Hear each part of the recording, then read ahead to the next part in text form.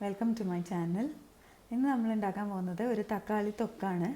അപ്പോൾ ഇത് ചോറിൻ്റെ കൂടെയും ചപ്പാത്തിയുടെ കൂടെയൊക്കെ ബെസ്റ്റ് അച്ചാറാണ് കേട്ടോ. തക്കാളി തൊക്ക് എന്ന് വെച്ചാൽ അച്ചാർ തന്നെ. തക്കാളി പൊതുവേ നമുക്കൊന്ന് അങ്ങനെ ഞാനൊന്നും കറിയിലൊന്നും ഇട്ട് കഴിഞ്ഞാലൊന്നും അതെടുത്ത് മാറ്റി വയ്ക്കുകയാണ് പതിവ്, ചെറുപ്പം തൊട്ട് തന്നെ. അപ്പോൾ ഇപ്പം എന്താണെന്ന് വെച്ചാൽ നന്നായിട്ട് വേവിച്ച് മാഷ് ചെയ്ത് ഞാൻ കഴിക്കും. കാരണം മോളോടൊക്കെ പറയണം എന്നുണ്ടെങ്കിൽ നമ്മൾ കഴിക്കേണ്ട ആദ്യം അത് കഴിക്കൂ എന്ന് പറയണമെങ്കിൽ. അപ്പോൾ ഇങ്ങനെ ആവുമ്പോൾ നമ്മളത് നന്നായിട്ട് ഫ്രൈ ചെയ്ത് മാഷ് ചെയ്ത് അങ്ങനെയൊക്കെ ഉണ്ടാക്കാനാണ് ഇത് ചെയ്യണേ. അപ്പോൾ ഇതെന്താണെന്ന് വെച്ചാൽ ഖട്ടാമീഠ സ്റ്റൈലിലാണ് ഞാൻ ഉണ്ടാക്കുന്നത്. കുറച്ച് മധുരവും പുളിയും ഉപ്പും എല്ലാം വരുമ്പോൾ വളരെ നല്ല ടേസ്റ്റാണ്. അപ്പോൾ ഇത് നിങ്ങളൊന്ന് ട്രൈ ചെയ്ത് നോക്കൂ. അപ്പോൾ എങ്ങനെ ഉണ്ടാക്കാമെന്നുള്ളത് നമുക്ക് നോക്കാം കേട്ടോ. തക്കാളി തൊക്ക് നോക്കാം.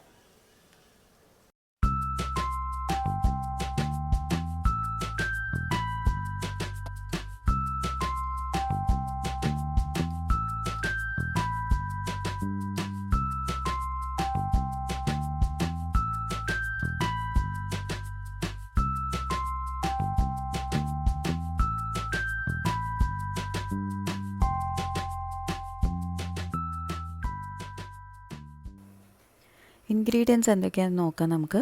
ശർക്കരപ്പൊടി, പിന്നെ ഉപ്പ്, പിന്നെ 2 തണ്ട് കറിവേപ്പില, 1 ഇഞ്ച് അളവിൽ ഇഞ്ചി, 2 കുടം വെളുത്തുള്ളി, കായം, പിന്നെ 1 ടേബിൾ സ്പൂൺ മുളക് പൊടി, അതേപോലെ ഓരോ ടീസ്പൂൺ ജീരകപ്പൊടി, ഉലുവാപ്പൊടി, പിന്നെ സോംഫ്. ഞാൻ 1 കിലോ തക്കാളി എടുത്തിട്ടുണ്ട്. അത് ആപ്പിൾ തക്കാളിയാണ് എടുത്തിരിക്കുന്നത്. ഇനി നമ്മൾക്ക് വേണ്ടത് മഞ്ഞൾപ്പൊടിയാണ്. പിന്നെ കടുകും വേണം കേട്ടോ. കടുക് ഇഷ്ടമുള്ളവർക്ക് കടുകും ചേർക്കാം. ഇതിപ്പോൾ ഞാൻ നല്ലെണ്ണയാണ്. നല്ലെണ്ണയിൽ നമ്മൾക്ക് തക്കാളി മുറിച്ച് അതൊന്ന് വാട്ടിയെടുക്കാം. അതേപോലെ വെളുത്തുള്ളിയും, നന്നാക്കിയ വെളുത്തുള്ളി ഇട്ടിട്ട് നന്നായിട്ടൊന്ന് മൂപ്പിച്ചെടുക്കാം. അപ്പോൾ അതിന് ഏറ്റവും നല്ലത് ഒരു ദോശച്ചട്ടി ഇങ്ങനെ വെച്ചിട്ട് അതിൽ ഇത് മൂപ്പിച്ചെടുക്കുകയാണ്. അപ്പോൾ അതൊന്ന് മൂത്ത് വരുമ്പോൾ ഒന്ന് തിരിച്ചും മറിച്ചൊന്ന് ഇളക്കി കൊടുക്കാം. അതിനുശേഷം നമ്മൾ ആ തക്കാളി നന്നായി കഴുകി വൃത്തിയാക്കിയിട്ട് ഒരു ഹാഫാക്കി മുറിക്കുക. അതിനെ ഹാഫാക്കി മുറിച്ചിട്ട് ഈ എണ്ണയിൽ അതൊന്ന് നമുക്ക് മുരിപ്പിച്ചെടുക്കാം. ഒന്ന് ഹാഫ് വേവും ചെയ്യും, ഒന്ന് ഫ്രൈ ആവുകയും ചെയ്യും. അതിന് വേണ്ടിയിട്ടാണ്. അപ്പോൾ അതിന് ആ വെളുത്തുള്ളി എടുക്കണം എന്നൊന്നുമില്ല. അതിന് മേലെ കൂടെ അഡ്ജസ്റ്റ് ചെയ്ത് ഇതൊന്ന് ഫ്രൈ ചെയ്ത് എടുക്കാം. ഇത് തിരിച്ചും മറിച്ചും ഇട്ട് നമുക്കതൊന്ന് ഫ്രൈ ചെയ്തെടുക്കാം. ഓക്കെ.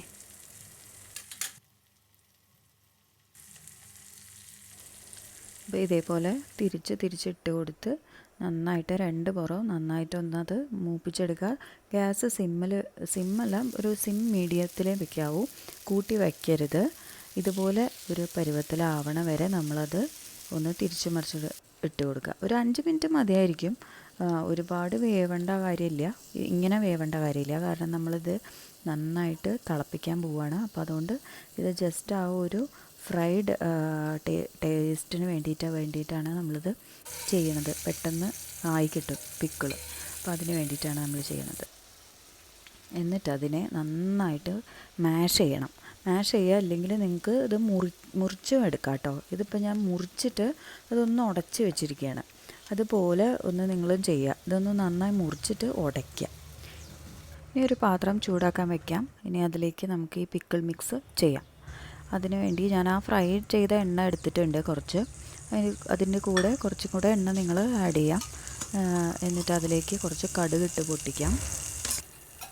കടുക് വേണ്ടെന്നുള്ളൊരു കടുക് വേണ്ട, പക്ഷേ അച്ചാറിൽ പൊതുവേ കടുക് ഇടുന്ന സ്ഥിതിക്ക് ഞാൻ കുറച്ച് കടുകും കറിവേപ്പിലയും കൂടെ ഇട്ടിട്ടുണ്ട്.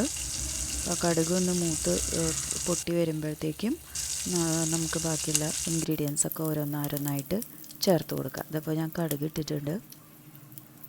കറിവേപ്പിലയും കടുകും മൂത്തു. അതിലേക്ക് ഞാൻ അരിഞ്ഞ് വെച്ചിരിക്കുന്ന ഇഞ്ചിയാണ് ഇട്ട് വെച്ചിരിക്കുന്നത്. നന്നായിട്ടൊന്ന് വഴറ്റാം. ഒരു 2-3 കുത്ത് പൊടിക്കായമാണ് ഞാൻ ചേർത്തത്. അതിനുശേഷം നമ്മൾ ഈ മാഷ് ചെയ്ത് വെച്ചിരിക്കുന്ന ഈ തക്കാളി അതിലേക്ക് ആഡ് ചെയ്ത് കൊടുത്തു. തക്കാളിയുടെ കൂട്ടത്തിൽ വെളുത്തുള്ളിയും ഉണ്ട്, അതും കൂടെ ആഡ് ചെയ്ത് കൊടുത്തു. ഇനി ഇതിലേക്ക് പൊടികളാണ് ഉലുവാപ്പൊടി, ജീരകപ്പൊടി, പിന്നെ സോംഫ്, പിന്നെ മുളക് പൊടി. ഇതിൻ്റെയൊക്കെ അളവ് ഞാൻ ഡിസ്ക്രിപ്ഷനിൽ കൊടുക്കാം. പക്ഷെ ഞാൻ മുന്നേ പറഞ്ഞിട്ടുണ്ടായിരുന്നു ആ അളവിലാണ്. പിന്നെ ഈ എണ്ണ ഒരുപാട് മൂത്തിരിക്കുമ്പോൾ അത് അതിലേക്ക് കൊട്ടിക്കഴിഞ്ഞാൽ കരിഞ്ഞു പോവും. അത് പ്രത്യേകം ശ്രദ്ധിക്കണം. ഒന്ന് മൂക്കുമ്പോഴേക്കും എല്ലാ മിക്സും ചേർത്ത് ഒന്ന് ഇളക്കി കൊടുക്കുക. നന്നായി ഇളക്കിയ ശേഷമാണ് ഇനിയാണ് നമ്മൾ കുറച്ച് മഞ്ഞൾപ്പൊടി അതിലേക്ക് ആഡ് ചെയ്ത് കൊടുക്കണം. അതൊന്ന് മിക്സാക്കിയ ശേഷം നമുക്ക് ഉപ്പ് ചേർക്കാം. ഇപ്പോൾ നമ്മൾ ഇതുവരെ ഉപ്പ് ചേർത്തിട്ടില്ല. അപ്പോൾ നമുക്ക് ഇപ്പോൾ എല്ലാം ഒന്ന് മിക്സായി വന്നിട്ടുണ്ട്. അപ്പോൾ അതിലേക്ക് ഉപ്പ് ചേർത്തു. എന്നിട്ട് ഇത് നന്നായിട്ടൊന്ന് ഇളക്കി യോജിപ്പിച്ച് നമുക്കതൊന്ന് ഒരു തിളച്ച് ഒന്ന് വേവാൻ വയ്ക്കാം. ഓൾറെഡി ഇതൊന്ന് ഹാഫ് വെന്തതാണ്. ഇനിയിപ്പോൾ ആ പൊടികളും എല്ലാം ചേർന്ന് എല്ലാം കൂടെ ഒന്ന് യോജിച്ച് നന്നായി തിളച്ച് വരട്ടെ. ആ നേരം കൊണ്ട് ഇതിപ്പോൾ നന്നായി തിളച്ച് വന്നിട്ടുണ്ട്. അതൊരു തള വന്ന് ബബിൾസ് വന്നപ്പോഴേക്കും നമുക്കത് ഒരു കാര്യം ചെയ്യാം, ഒന്ന് മൂടി വെച്ച് ഒരു മിനിറ്റോ 2 മിനിറ്റ് ഒന്ന് അടച്ച് വെച്ചിട്ടും കൂടെ ഒന്ന് വേവിച്ചെടുക്കാം. അപ്പോൾ ഞാനൊരു മിനിറ്റ് കഴിഞ്ഞു. അപ്പോൾ നമുക്ക് അത് നന്നായിട്ടൊന്ന് യോജിച്ച് അതിൻ്റെ എണ്ണയൊക്കെ തെളിഞ്ഞ് വന്നിട്ടുണ്ട്. കണ്ടോ, നന്നായി ഉടഞ്ഞ് നല്ല പരുവത്തിൽ വന്നിട്ടുണ്ട്. അപ്പോൾ അതെനിക്ക് വീഡിയോ എടുക്കുമ്പോൾ നല്ല പുക വരുന്നുണ്ട് കേട്ടോ, അതിൻ്റെ സ്റ്റീം അടച്ച് വെച്ചുകൊണ്ട്. അതുകൊണ്ടാണ്. അത് നന്നായിട്ട് മിക്സായി നല്ല കളറും എല്ലാം വന്നിട്ടുണ്ട്. ഇതിലേക്ക് നമുക്ക് ഇനി ശർക്കര പൊടിച്ച് വെച്ചത്, ഞാനൊരു അച്ച് വെല്ലമാണ് ചേർത്തത്. നിങ്ങൾക്ക് ഇഷ്ടമുള്ള പോലെ ഉള്ള മധുരം നിങ്ങൾക്ക് ചേർക്കാം. ഞാൻ ഒരു അച്ചാണ് ഇത്രയും തക്കാളിക്ക് വേണ്ടിയിട്ട് എടുത്തിട്ടുള്ളൂ.